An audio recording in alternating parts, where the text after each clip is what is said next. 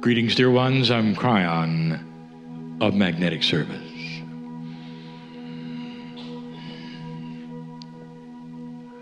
I would like to continue the message of this morning.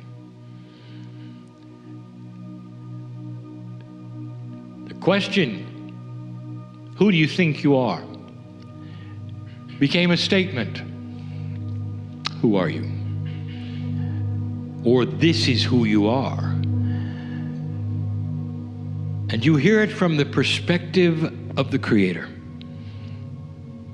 You hear it from a perspective that almost no one gives you. They tell you who the Creator may be. They tell you what you would do, perhaps, to please the Creator. And I come and I say, here's what the Creator thinks. If you are a piece of everything that is, if you are as ancient as God,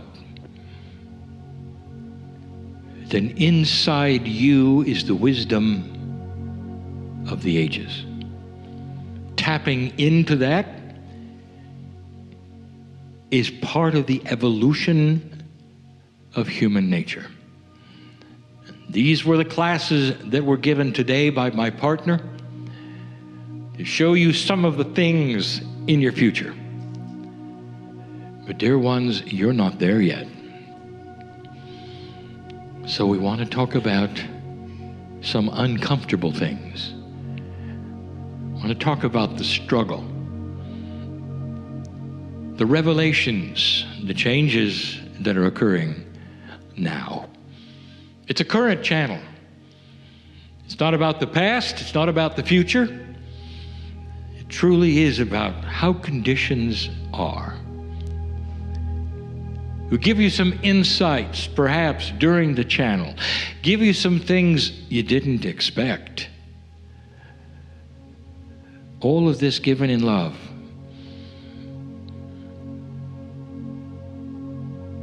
If you'll then review with me some of the things I gave you some time ago, and you'll compare today what's going on, I would like to tie the two together.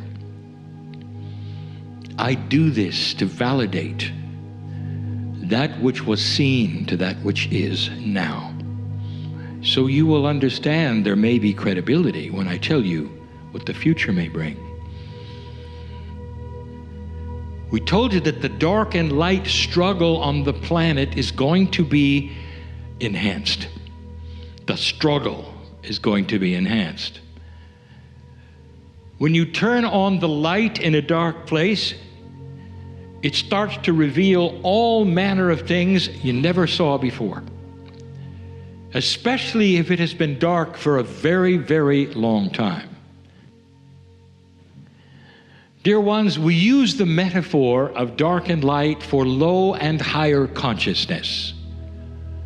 A higher consciousness is one that sees above the things that a low consciousness would wallow within, where integrity is high, and where the goal is far higher than anything that ever has been. Benevolence, compassion, solution, harmony.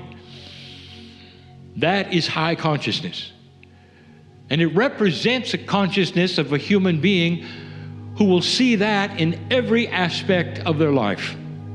Do no harm. Have a benevolence that would say all solutions must have win-win in the discussion. That hasn't happened yet, but that's where it's going. And to go there, certain things have to change. When the shift occurred, we told you it would be a full year of recalibration before most of you could then come out of it and actually start working with the puzzle. And the puzzle is you've got more light than you think. And it's only a puzzle because the habits that you carry into the light are habits that you learned in the dark. So low consciousness is where you've lived and survived. It's also helped to give you self-worth issues, for you knew you were a high consciousness person in a low consciousness world. Suddenly, we are telling you that the world is starting to change and that the higher consciousness will eventually win, but in the process, there will be struggle. And the struggle will not necessarily be yours. It's going to be with the rest who have always been in the dark and have no idea that the light has come on. We told you to be wary and aware that darkness or low consciousness is going to be very aware of more light and will band together to frighten you. We told you about an army. You saw it. You've never had an army like this, a physical army of the dark, without borders. Imagine, the only thing the army was really together in was the promotion of fear. Keep it the way it was. Make the struggle the way it used to be. That army has come. We warned you about it. They don't even have a common language. They don't have that which is a country with any borders. They'll take whatever they can and exist and spread. We also told you they would be defeated. Today, the news.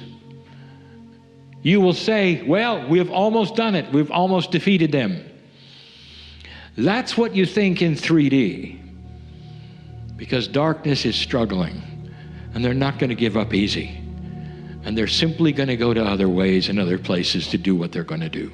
The struggle is still here. Watch for things to pop up that will obviously be them in another form. They want to return this planet to a low consciousness overall planet without light starting to come, without evolution, without harmony and benevolence. They want to keep you in an old energy so that they can control you. And that comes with the wealth and the greed and the control that also accompanies low consciousness. You're starting to see it. What happens when you turn the light on in a dark place? We also told you a phrase that we have used. No more fence sitting. We gave another phrase that said when everybody can talk to everybody, there can be no more secrets. That was given over a decade ago. What's happening today? Well, the first thing that you would have is the disillusion of an old boys club that keeps secrets. Have you seen it yet? What happens is, without secrets, the ones who are doing things out of integrity will start to show. And it's universal. It's not just in show business. It's not just in politics. It's everywhere. And they start to fall, the heroes, the comedians, the ones that you turn to for fun and laughter, the ones for wisdom and lawmaking. And they're starting to show themselves. And what you should know is that they've always been that way. So why now would you see so many being exposed? Dear ones, this is proof that there is a light on this planet that is beginning to evolve. A light that is taking the wind out of the sails of conspiracy.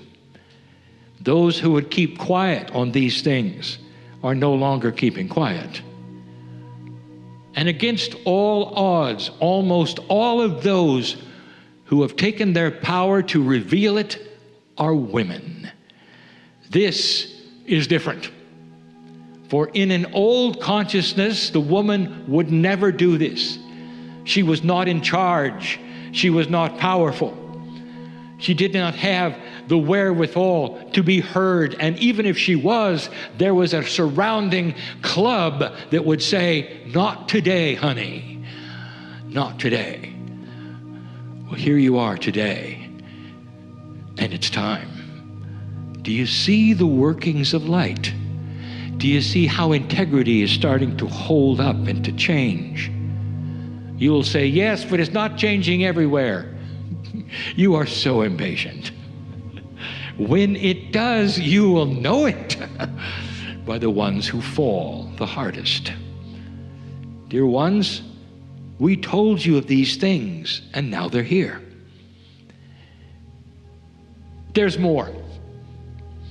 I want to teach you about fear. This is the weapon of dark consciousness. If there is anyone on the planet, whether it's a leader or whether it's your next door neighbor, who wants to control you, light worker, all they have to do is to get you to fear. Fear is interesting. You call it an emotion, but it's not. No, it's a state of mind. That particular state of mind will be all-encompassing. And the result of that state of mind is that all other things will be erased and subjugated to fear. Logic goes away. All of the other emotions go away. Everything leaves and fear comes to the forefront. I'll give you some examples if you don't believe it, because this is the weapon of the dark side of life. If they can get you to fear, they've got you. The mother gets the phone call in the middle of the night. Her teenage boy has not come home. She's worried. The voice at the other end says, "This is the police department." And everything from then on, she can't remember. It hits her in the stomach. What's happening next? What are the next words? What are they going to be? The fear of every mother. What are the next words? What are they going to be? And if she's not careful, that feeling in the pit of her stomach within 3 seconds will be in her brain. And she'll be unable to tell the police department her address, her phone number, or maybe not even her name. Because fear has taken over. And then the next words come. Well, we passed by a bar and your son had had too many beers. So we wouldn't let him drive home. We decided to take him home. We'll be there in about 10 minutes. And then it's okay. You see what I'm saying? You got 3 seconds between the point of origin to the point where it takes over. I'll give you a scenario. It's not that unusual today. You're flying in an airplane, and suddenly it hits one of these unusual void pockets of pressure. And the airliner drops 1,000 feet instantly. All of the carts between the aisles go to the ceiling. There are people who are screaming. There are those who are wetting their pants. Raw fear, raw in its very rawest form. Something is horribly wrong, everybody's going to die. That's what you think. Of course, at the lower altitude, you level out. You find out who's injured, pick up the pieces, land as soon as you can. It's happened over and over. And you're fine. Now, let me ask you a question. While you're falling 1,000 feet, let's interview some of these people. Here's Sally over here. Sally, what are you going to make for dinner tonight? Joe, what is your favorite movie? And that simply isn't possible because they're in fear, raw, consuming fear. Everything else has gone out the window in preferences, who they are, what's happening next. It has taken over completely and totally. My partner tells the story in one of his books. It was no accident that I had him on the plane, because there was a propensity, a potential for an engine to fail. And it did. And on the plane where he was with his computer open and working on a channel, the starboard engine at night caught on fire. It creates a stream of fire that is 4 times as long as the airliner. They're going very fast. Fire blows away very well. The people on the starboard side had the color drained out of them as they realized the point they were at of the potential of an exploding engine. What happened next, I want to tell you. My partner did not join the fear. This was his test. He knew very well that it wasn't his time. That was intuitive. It wasn't. The pilot instantly stopped the fire, pulled the bottles, as they say, and the engine was cold. But because now you were on one engine, you were required to land immediately, and they did. In those moments of terror, on the airplane, my partner watched what took place. He saw that most of the people lost all sense of anything but fear. What he did to sustain himself during moments that were challenging was to write about it, and he did. He had his computer open, and he wrote about what he saw. He experienced what fear can do to people. One moment they're fine, and another moment they think they're dying. These are the kinds of things that the dark consciousness of this planet would love to give you. If they can frighten you enough, you won't be interested in anything spiritual. You don't want to talk to yourselves. You don't want to find the God inside. All you want to do is survive. This is a wonderful tool. There's ways of treating fear. Right ways and wrong ways, especially in low consciousness. In the battle, let me give you another example. This is not you. This is an example. The family is at the table. The brothers and sisters, many of them, are around the table.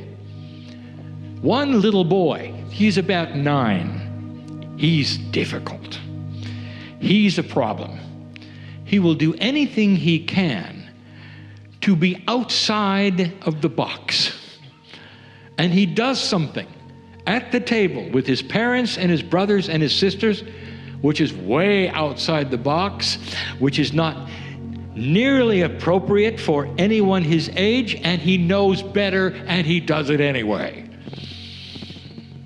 There's a hush at the table. Everybody knows Johnny is in trouble.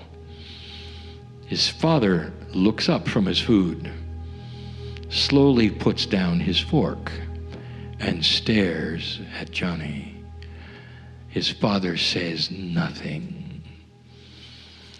And Johnny leaves the table and goes to his room because he knows what's coming. Scenario 2. Little Johnny acts up. There's a hush at the table, and his father explodes. He yells. There's obscenities. He even stands on his chair and throws food.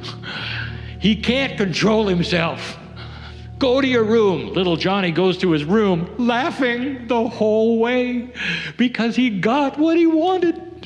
And for years, his siblings, when they meet together and have a drink, will say, "Remember the time when you made Dad throw food at the family?" And they'll all have a good laugh. Now, the reason I tell you about this is because of what's happening right now with North Korea. Dear ones, this is not a prophecy. This is a lesson in fear. The leader of North Korea needs to impress. That's all he's about. His people must love him and see that he can stand up to the Father, which just happens to be the United States. And so he threatens, he comes close. Everything he does is to get a reaction. And he gets a reaction. In fact, there are those in the United States, when he makes a statement, that might even throw food. He gets what he wants. Every single time he'll launch a test, he gets what he wants. Flies in the face of the giant, the authority, and his people go, wow, this is really a leader.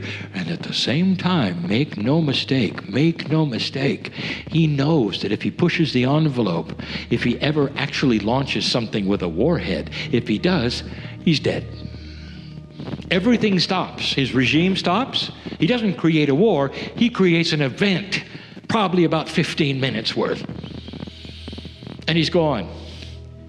His dynasty is gone, his country is gone, his leadership gone, and he has nobody to impress. He has to be careful. But he's got something. He's the master of fear and reaction. If he does this long enough, and he can develop his weapons to a higher point, and he just holds off and he rides the line, every single time he gets close, the United States will jump up and down and throw food. That's a metaphor. If he does it long enough, and his weapons get good enough, and he can prove, he can then get concessions. The United States has done that before. If you get too strong, you get concessions. Then his people will go, you slayed the giant. They came to their knees and gave you things. What a leader. By the way, this is in his mind. If you want to know the real things that the beautiful souls in North Korea feel, it's fear. They may not be informed on who you are, but they know what you can do.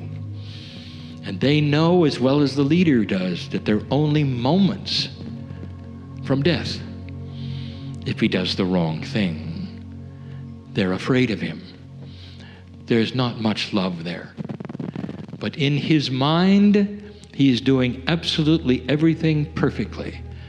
The reactions that he's planned are fearful. He is scaring millions of people who are then wringing their hands, calling everybody they know, mad as they can be. Is it effective? Oh, yeah. This is the tool of fear. It can be done with a country leader. It can be done with a father. It can be done with a friend. It can be done from a boss. It can even be done from a doctor who looks you in the eye and says, no hope for you. Dear ones, this is the tool that you're not going to have to worry about for long. There'll come a day when no human being will want to put another one in distress. A day when benevolence is the prime directive. Whether it's leader to leader in this planet, or whether it's family member to family member, whether it's father to son, the reaction that you would get won't be quiet steam. It'll be benevolence, solution, understanding. And it'll create good discipline with the loving family. It'll not be lost on the leadership, where the prime directive will be harmony. Different cultures, different ways of doing things, very, very different approaches, but with one prime directive, that you have a commonality of humanism. You don't kill each other. There will always be the unbalanced, dear ones, and there'll always be the exception. They won't be that which is the norm. Everything I've given you today, in perhaps a graphic form, was to ask you to stay out of fear. If you're having trouble with the current situation, on this planet, stop looking at it. And you'll say, why? Kryon has just told us not to be knowledgeable about our own business on this planet. I will tell you this, dear ones, if it makes you afraid, stop it. If you have the ability to see it for what it is, recognizing, oh yes, there are potentials that you haven't seen. What if he makes a mistake? What if he oversteps his bounds? What if?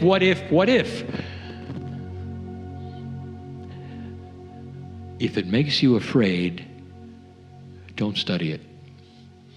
If it keeps you informed without fear, then that is a maturity that you can have. Do you understand the difference?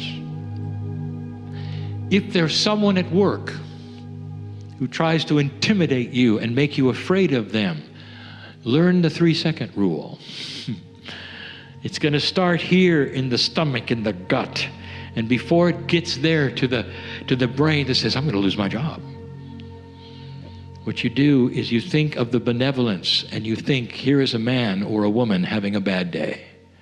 Here is a man or a woman who is unbalanced. I'm not going to be part of the unbalance. I'm going to project benevolence to them. I'm not going to come back at them. I'm not going to look like a hurt puppy. I'm not going to react in a way they expect. It will be in benevolence. It will be in love. They won't get a reaction, and I'm not going to throw food. That's a metaphor, in case you just tuned into the channel. Do you see where I'm going with this? Light worker, learn about the tool of fear and how to combat it. And if you have to bring that higher self instantly in, do it. If you have to be at a soul level, if you have to flip into meditation, whatever it takes, the 3-second rule. You hear about something that will frighten others, and you sit there and you say, not today, not for me. That's what I gave my partner when the airliner engine caught on fire. Not me, not today. And his reasoning was this: if we land and there's a problem, I have got to be succinct because I'm sitting in an exit row. My partner is one of the few who actually listens to those who tell him about what to do. If he became fearful, he wouldn't remember a thing. He wouldn't be able to help anybody out the door. That's how he thinks. And in that, responsibility voided fear. What's your responsibility to light? And I'll tell you what it is. Know all about fear. Know how it works. Feel it if you have to. Again, so you know how to avoid it. You might be the only sane head in a group of people who are afraid. And that will be so attractive, because in fear, somebody wants to hold somebody's hand who's not afraid. And that would be you, who'd say, there is more than you think coming. It's going to be fine. We'll be all right. We'll get through this. You don't know what you don't know. Light workers, light warriors, that's one of the tools you're going to have to master. And in order to know it and use it, you're going to have to understand fear. How it's manipulated, how it works, what it wants, what it seems to want to accomplish. The darkness will not overcome you if you expect it and know the rules. This is brought to you in love today, because you've been through it and you've feared in the past, and it's time to have instructions that go beyond the fear and show you what it is. Instead of just saying, well, it's time to say an affirmation and you'll be fine. You need to feel it. You need to know the 3-second rule. You need how to manipulate it. You need how to, some kind of tool that you will have within your innate that keeps you maybe sick to your stomach, but not sick in your brain or your consciousness, where your consciousness remains tight with the light of the love of God. That's enough for now. I want you to leave this place differently than you came. I want you to know that you are a warrior of the light. Light follows you. Light wants to be with you. Benevolence follows you. Harmony follows you. If you haven't felt it, maybe it's time that you drop the barriers. Take the hand of the higher self and say, show me, I'm ready.